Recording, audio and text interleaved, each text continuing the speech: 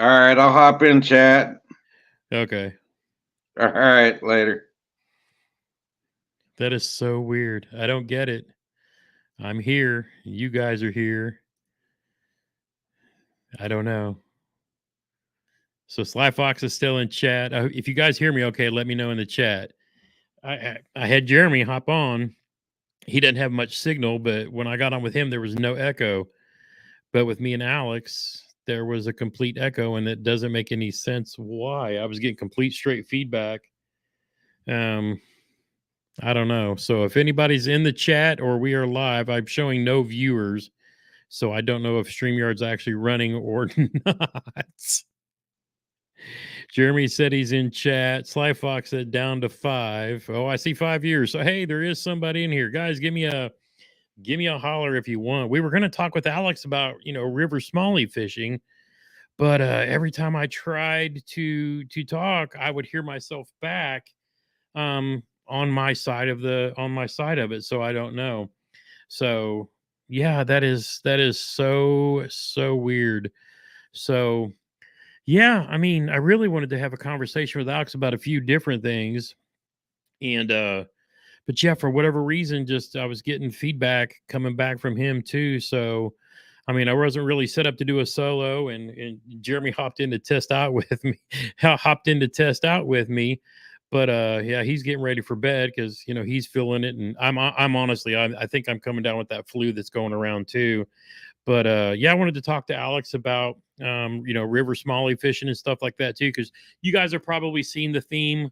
Um, it's the first time I've ever had any issues. StreamYard has been lagging quite a bit with folks, here and there, but Alex has been on the show several times, and yeah, for whatever reason, whenever we were talking, I heard him fine, but I was hearing me back in mine, so that you can't have a conversation that way because I'd be hearing myself just echo over and over and over again.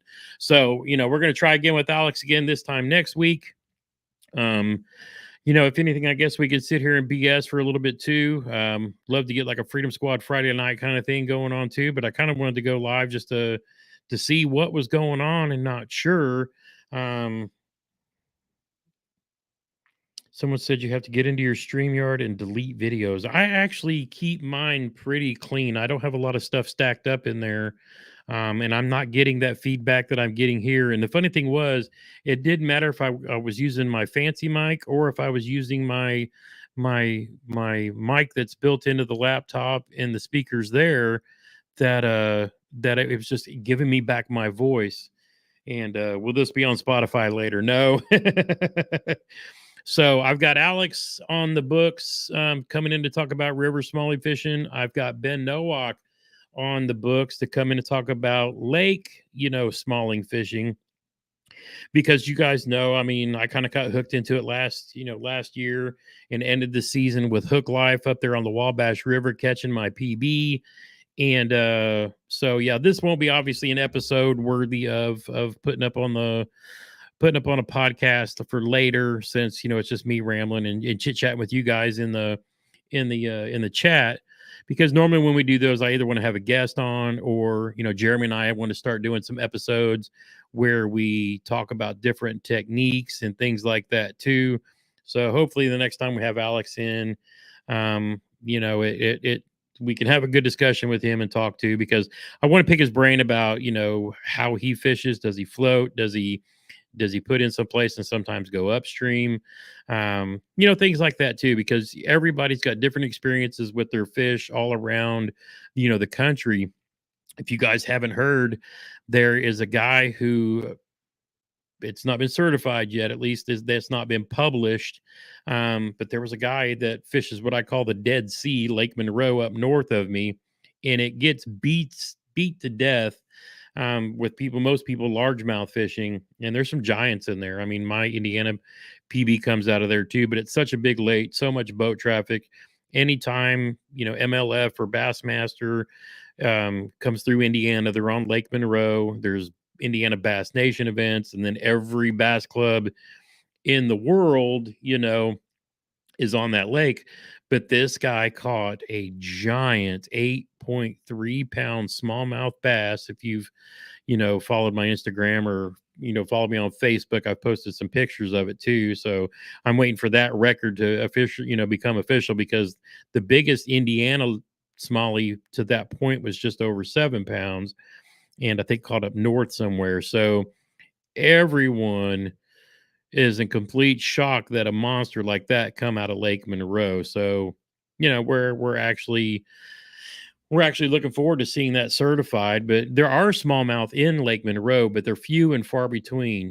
Matt said he caught one last year, when we were up there, or year before, maybe for the Turkey Bowl. And are any of my live streams on podcast platforms? Actually, all of them. They're on Apple, Spotify, Google Podcast, which is going away. There's a number of them, but I push them out when we have good guests, and something that I think that's like worthy of putting on a podcast. I push them out, and we're actually being new into the podcast space. I'll go ahead and pull that up and log in. And we figured out, hey, if people, I actually started doing it because when we were at Knucklehead, one of the guys said that he actually found me because he listened to the podcasts on YouTube. And for those who didn't know, YouTube actually publishes and has made podcasts available on all those platforms.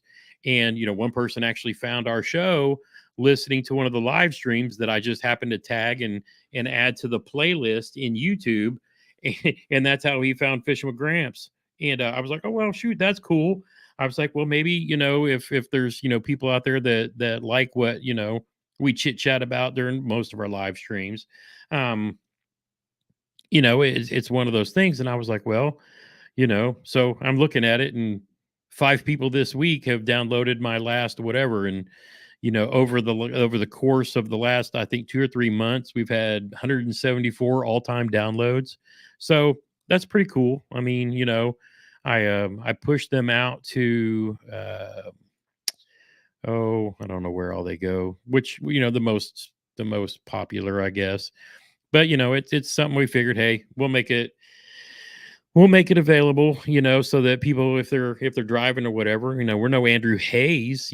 Congrats to Andrew, because he just picked up a sponsorship with Mossy Oak Outdoors and Mossy Oak Fishing today. So good on Andrew for Tackle Talk being one of the best. I mean, honestly, the best podcasts around fishing that there is. Just can't. He does a fantastic job. His guests are great. He asked those questions that it's not just the standard, how'd you get started fishing, blah blah blah. He actually put some thought and work into it too. It's one of those things too. So yeah, but again, like I said, I wanted to pop on and chit chat. But I told Alex, I said I wanted to, I kind of, yeah, I need to go back and listen to that podcast with Ken Duke. Jeremy and I actually started listening to that. And we got into talking, and this is one of the rabbit holes I wanted to go down tonight. And so I'll go ahead and I'll ask your opinion, because Jeremy's is different than mine. I get it too. There's a lot of people out there, when we talk about technology in fishing and things like that, there's a lot of different schools of thought. Now, I'm a tech guy. Bottom line, I look at, when I see a Bass Pro, I want to see the biggest bass caught. And I like Bassmaster. You're doing the 5 biggest. And then I love Major League Fishing, because they have the drones, the cameras, they have everybody explaining what they're doing, and they catch the most fish. And Zaldane did that video where he walked through all the pros boats, where you have forward facing on the front, the back, the side. And I understand those guys who actually fish, because I've always said, if I was a co-angler in today's modern tournament fishing, that I would not participate anymore. I do not want to have the thought of getting on a boat with somebody who's using forward facing and is out fishing a brush pile, and I'm literally in the back of the boat with nothing to fish. And I always said, if that would happen to me, that I would have one of those ice fishing kits, and throw a live scope off of the back of the boat and find my own stuff to try to find a cast to. Well, some of the pros have actually started putting live scope on the back so that the guys in the back could have the same, advantage. And then, you have guys that have it going off, left and right as like super side imaging and stuff like that too. So, my thought process is if you're going to have technology, and technology includes trolling motors, power poles, advanced mapping, GPS positioning, spot lock. You've literally got trolling motors on the back of power poles now to act as brakes or slow steering. So where does it end? Now, Jeremy's more of an old school guy, so he's all about pitching and flipping and shallow, studying the maps and doing doing the legwork and more in instinctive fishing. But my problem is, and this is where I hate a lot of the guys in my own generation, there's a lot of people that got pissed off this last Bassmaster event over some 19-year-old kid. Mind you, the kid's been fishing since he was 12, fished on a high school team, fished in college, and now he's, or he started, maybe I think he was going to start fishing in college because he's only 19, and then he wins this event. So, he has scope, he has the same, layout and look as a lot of every other pro out there has it. If they want it, they can get it. If you can get $100,000 bass boat and pull it with your $80,000 truck and have all the latest rods, reels, baits, and however many graphs you want, what it then comes down to, and again, we're talking about at the elite level. I'm not talking about what it takes for a guy to qualify at a state series level, Indiana Bass Nation, your Bass Nation events like, Hella Bass and Matty Wongfish. If you're going to talk about disparity there, that's a difference because that's people fishing out of, 30-year-old Rangers or Skeeters or Stratus, those boats from back in the day that half barely float and move, and it might have 150 horse or 150 versus the 250s. It's one of those things. That's where it's a little hard. I mean, that's truly where it's harder. And then the opens, for you to get through the opens and then get your way to the elite series. But when you're elite, you're supposed to be elite, and you shouldn't be up there crying like I saw some dude doing on stage because, oh, I didn't want to fish with the live scope. Bro, you're in the elite series of Bassmaster. You know what I'm saying? If you're the best of all the crop in the world, then get your ass out there, learn your live scope, and go compete like everybody else. Because like Jeremy and I were talking before the show, if you know bass biology, there are bass that are deep water fish and shallow water fish. They'll all move deep during the winter, and then in the spawn, they'll come up shallow, do their thing, and then those who prefer the deep cold water will go back to the deep cold water. Those who love to stay shallow, they'll be up in the weeds, under the docks, in the grass. Those are your pitching and flipping fish. And so these guys have been using live scope to go out and pull these deep water bass out. They're tapping a resource that's not really been tapped a whole lot, because I would rather they didn't fish during the spawn. I don't want any pro pulling a bedding fish. It's one of those things. I don't like the fact that they go out and they pick up bedding fish and then haul them across the lake to go to a weigh-in. Major League Fishing, I'm not as bad with because at least they're taking their picture and putting them right back. And most of the kayak series, like here in Indiana, the clubs around here, they're not trying not to hold derbs during the actual spawn for smallmouth or largemouth. They're trying to protect that resource, even though we take their picture and put them right back in. You know what I'm saying? But what really chaps my ass is if you go on to Bassmaster, when they show the picture of the kids winning, they're all but calling him a cheater. And how do you call somebody a cheater just because he's 19 years old? He grew up with the technology. He took the time to learn it. He didn't spend his off season turkey hunting, deer hunting, doing whatever, putting on seminars everywhere. He was perfecting his craft. You know what I'm saying? Now, if they want to limit it because, okay, we're going to have one scope per boat, I don't have a problem with that. But to literally call somebody a cheater because he learned to adapt and catch them deep and shallow. Because anybody who watched that last day when they're all out there smacking him, the kid had to go to a boat dock to catch a fish with a jig. You watched him boat flip an 8-pounder, and that's what settled the deal. So that's, yeah, and like Trevor said, that's a great thing about fork is the slot limit forces them to put it back, which I prefer.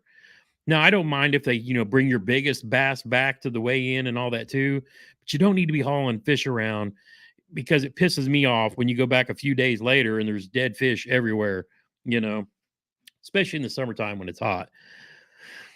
But to me, if you're watching Major League Fishing or Bassmaster, it's the best of the best. And I want to see either in Major League Fishing the most big fish, because you got to remember Major League Fishing, them dudes, them dudes are fishing and you're trying to catch numbers, but to qualify for heavy hitters, you still got to focus and catch on a tank too. You know what I mean? So it can't just be, going out trying to, going to Pound Town, trying to catch the one fish, or just you got to have a big, but you got to have numbers too. But I mean, I like the fact that there's two different, styles of fighting, if you will. You still got the big five of Bassmaster, and then you have Major League Fishing. But I like the fact that we have two leagues that are doing it two different ways, because what it has done is it has forced both of them to compete against each other to try to win our eyeballs, right? And how they do that, they put cameras in the boats, they put cameras on the anglers, you put drones in the air. Man, dude, when me and Jeremy were growing up, you would see a 30-minute, weigh-in special from the tournament that happened like a week ago. And then you read about how they caught them all, in a Bassmaster magazine, a couple episodes or a couple months down the road, you know what I mean? And then there might be a highlight show where they might have stuck it, somebody with one of those big monster cameras, but from back in the day in the back of a boat. So, during the classic, I remember like Davey Height was throwing that, what was it? Was it a brush hog when he won the classic? And you got to see him go through, and you would see it, but it would be like months later. Guys, we're living in a day and time right now, and I love it. I mean, I was so mad that MLF stopped covering day one, because we're watching, whatever the technique, you're watching the best in the world, and you're seeing how they do it. Right now, what's the hot bait? The jig minnow. Last fall, Gunnersville, Wheeler, won a bunch, throwing the freeloader. And then on Major League Fishing this year, DC opens it up, doing the hover stroll, or, there's so many different names for it, moping, stroping, strapping. I don't know what they're calling it. They got a fluke on a jig head, and they're, throwing it down in big balls of fish. But the funny thing is, a lot of people didn't really pay attention to that, because if you go back, you can get on YouTube right now. Within the last, I'll say 18 months, Debo, Bass Geek, Tactical Bassin, half the pros have done videos on this technique. And you're talking about dudes from the bank, Debo, other guys in kayaks doing the same thing. And then the pros in both their boats, doing all this too. So yeah, strolling and mid-strolling. I've heard of moping, the Demiki rig. They're kind of, there's a few different names, a few different types of heads, but you get the idea. It's a ball head jig with a fluke style bait on it. And it's one of those things where we get to see exactly what they're doing. Now, sure, they're going out, a lot of them, they're targeting offshore bass, and you're looking for those big suspended fish, and they're, shaking and twitching. And for me, it's like, I used to fish a fluke quite a bit, and I would either throw it like a Texas rig, or I might throw a little nail in it, which, the hover rig has kind of done that, now too. But, it's like a soft jerk bait or a jerk bait. So that's the dominating thing right now. And it's funny because, everybody act like it just started happening. And honestly, I wasn't paying attention to it because you know me, I'm throwing a chatterbait, jerkbait, whatever. But you see it being so effective in the last several, and it even goes back to Gussie last year at the Classic, throwing a smeltonator, right? It's the same jig head, you know, with he was throwing it on, with a scented jerk shad from Z-Man. You know what I mean?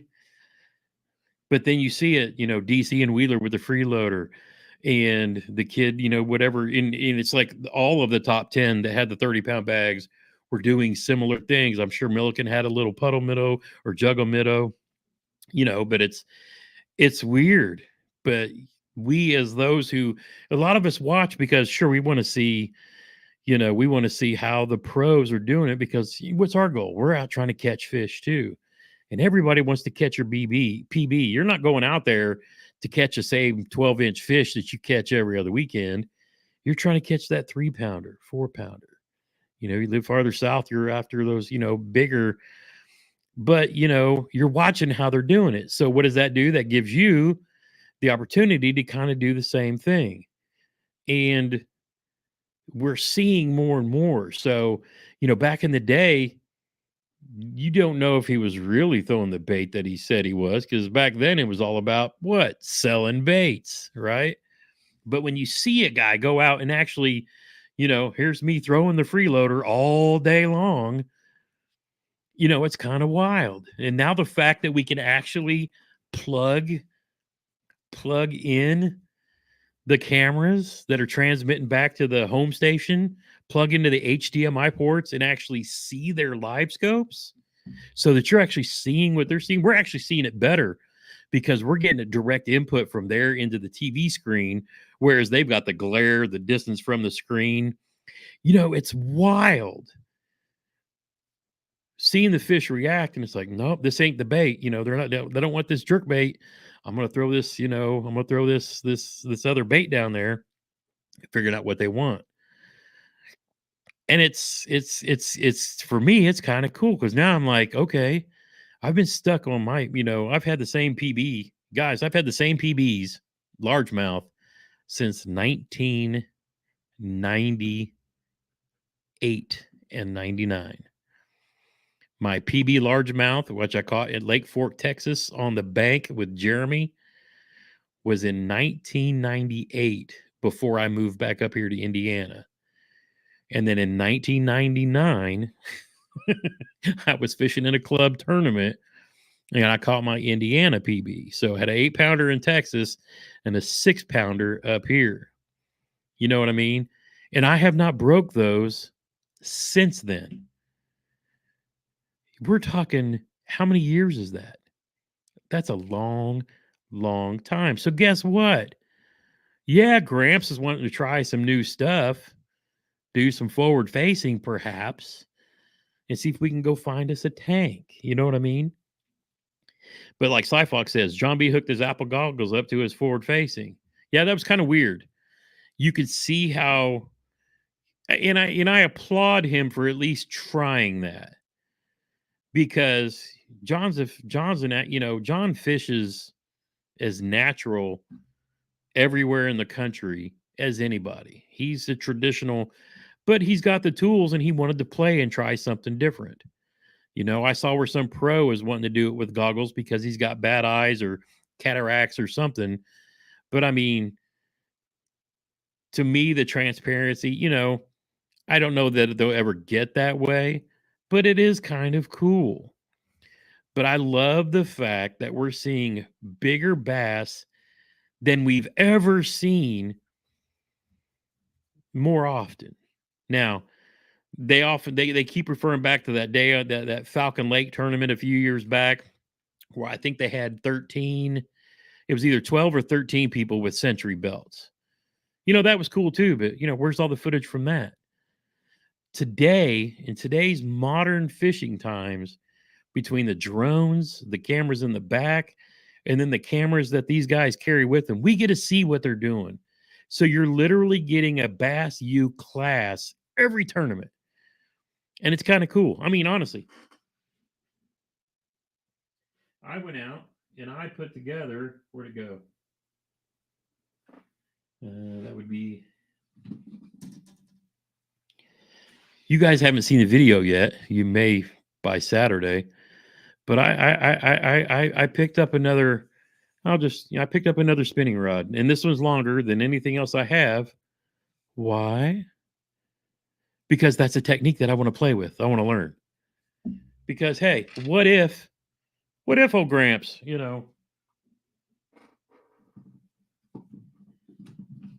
what if Gramps goes out and throws the old Mega Live on the Humminbird? It's not as clear as the Live Scope, and it's not as clear as the Garmin's, but you can see stuff out there. What if I do go out and find some bigger fish and then use that technique and I do catch a PB? You know, that's pretty cool. What's just as likely as to happen is I'm going to skip a jig under a dock or a Senko or throw a chatterbait under a tree limb and catch, that big fish. Places like Gunnersville, you have that opportunity. You know what I mean? So I think it's interesting. I think I think especially, and this is something I don't think a lot of people think about, right? We look at the pros and they're overdoing it. 27 graphs, and I've seen all the memes, the big monster TV screens and whatever. That's cool. But if you get to a point where you're, say, a grandfather and you have a little boat and you put a little forward facing on there and you take a bunch of little girls who are, you know, still not even 10 years old yet, and you put them around some crappie and you catch a bunch of them and they get hooked. You're eliminating, you're pulling up and finding a tree that's got fish there, and you're helping them catch fish early.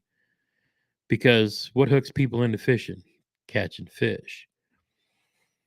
It's not as always, it's not always you go to a dock at, like me when I first took the grandbabes out to go to Spring Mill, and they're fishing but they're not catching anything.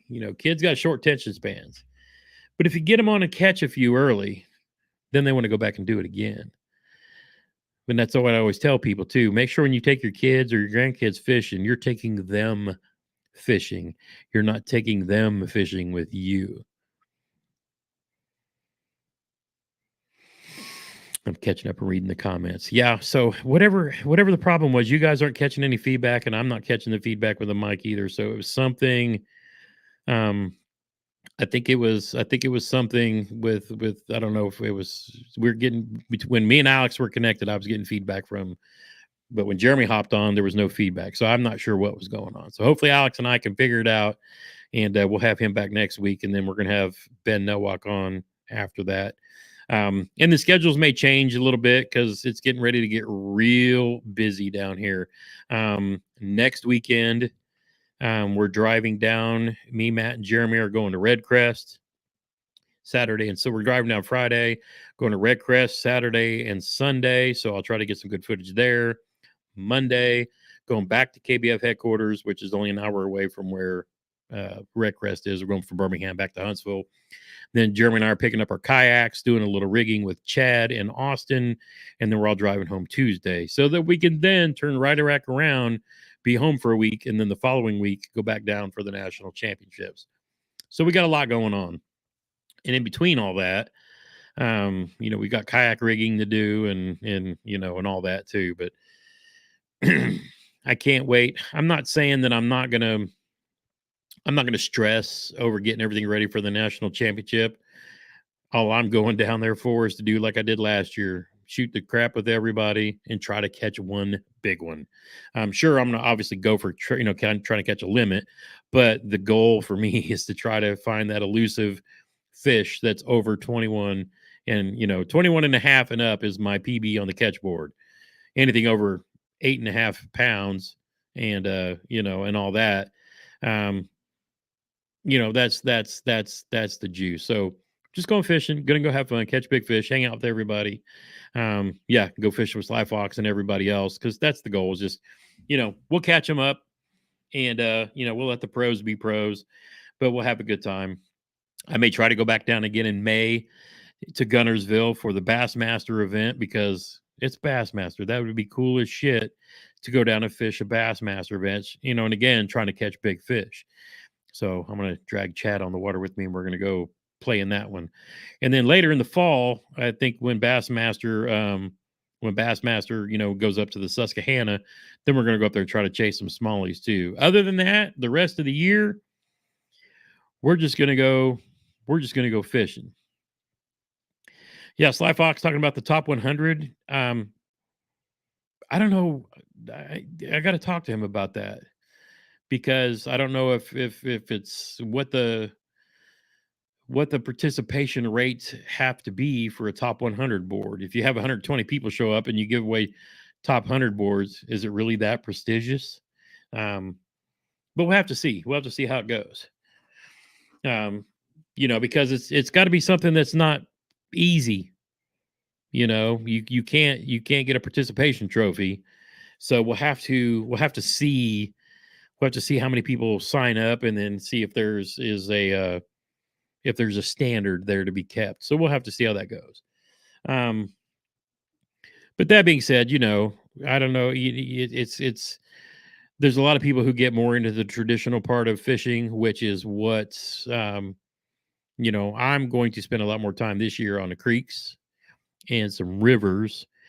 And Brian, thanks for swinging in. I'm not going to be on too long because, like I said, I know I'm coming down with that flu that's been going around. So I'm like, I do not have time for this. I have got to go up past Chicago to catch on Sunday so that I can pick up the catch kayak and take that down to Chad when we go down for Red Crest. So I'm going to be like, it sucks too, because man, I got the boat out and we found this new place. It's not new. I mean, no lake is new. There's a power plant lake here that we've always wanted to go to. Jeremy and I went to it last week, and I caught like a 16-inch fat, probably 3.5 pounder. Lost probably a 5 pounder at the boat because forgot my stupid net. And then I broke my favorite rod of all rods on a damn catfish.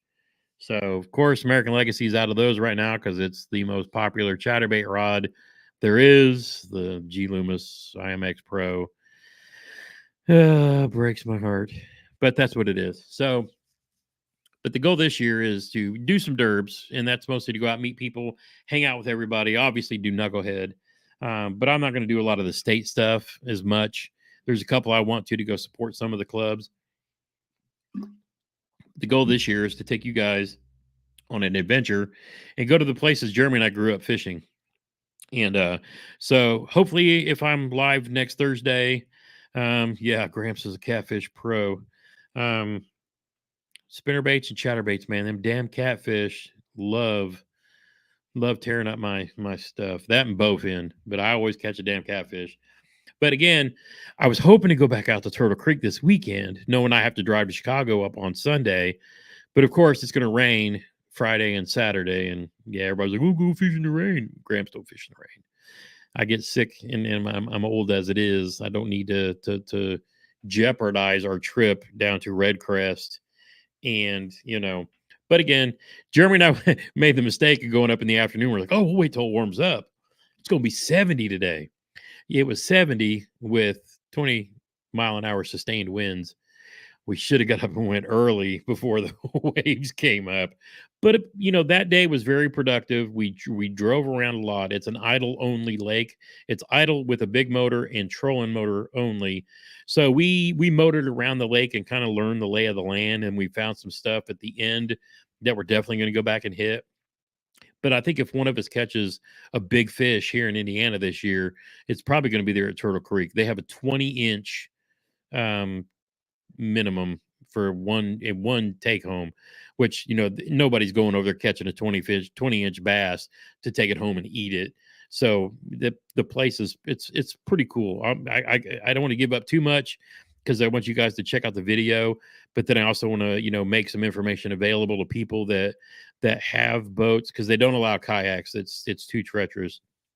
But again, we want to get up and go up north and fish with Hook Life and Josh Renko and the boys up north where all the smallies are. But we're actually going to cat around here and try to see what kind of class of smallmouth there are down here too. So it'll be interesting. Nope, 20-inch largemouth would taste bad. It's like shooting a big buck and trying to eat it. The meat's just not as good and tender as a doe, but you know how that goes too.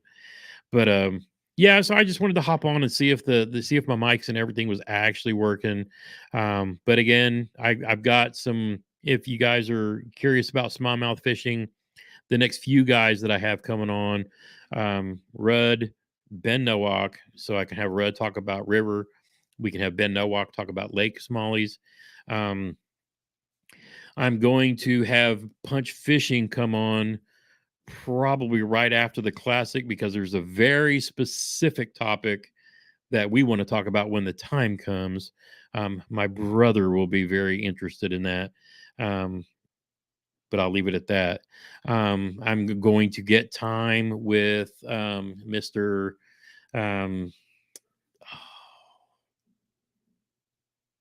Shoot. I don't want to give that one up yet. I can't give that one up yet. I have confirmed somebody who will be. It'll be really cool conversation, but we haven't talked about a lot of the stuff that we're going to put on the PWRs yet.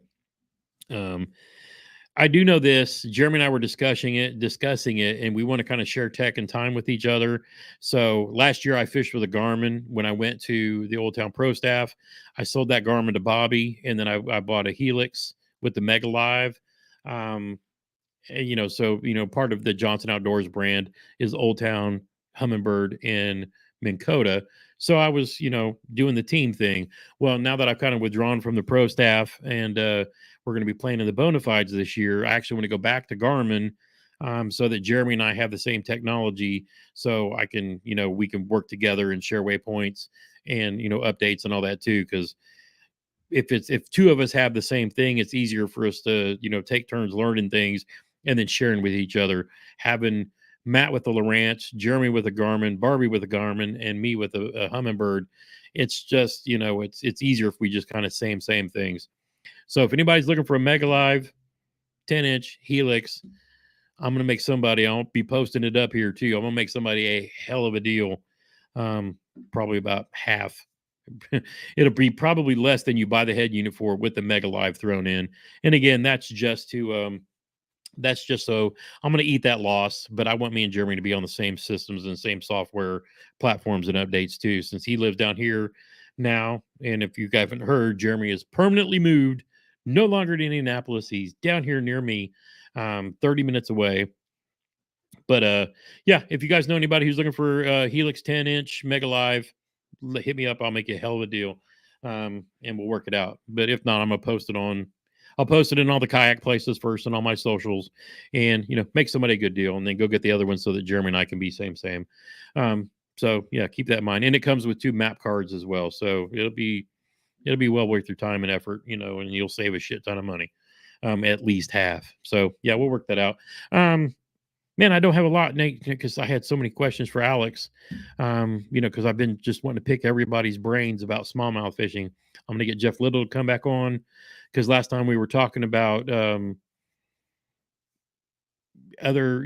weren't focused solely on the smallies last time. And I want to kind of get more into his knowledge base. I really want to. I've fished for largemouth for so long. I feel like most people I talk to, there's not much they're going to teach or tell me that I don't already know. Smallmouth is a whole different game, and that's what I'm really intrigued. Jeremy says he needs a fish sandwich.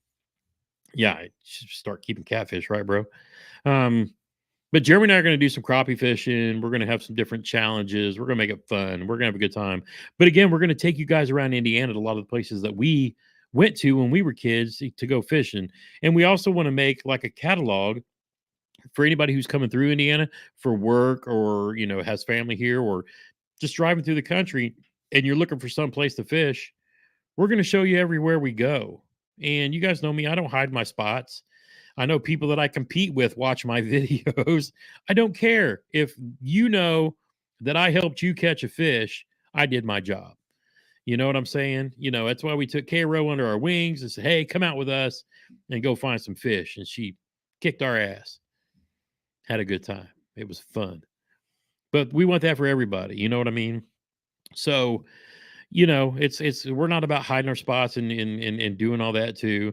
Yeah, in Southwest Indiana, you're gonna see my brother down there so much it ain't gonna be funny because he's literally on 69 now, and it's only an hour for him to drive south. It's 90 minutes for me. It's only an hour for him, and it's just one of those things. So we're gonna mix it up. Fishing with Gramps is gonna continue to teach, do reviews, show more adventures. Now, I think when we start doing like camping trip videos, those will probably go on Hickman Outdoors.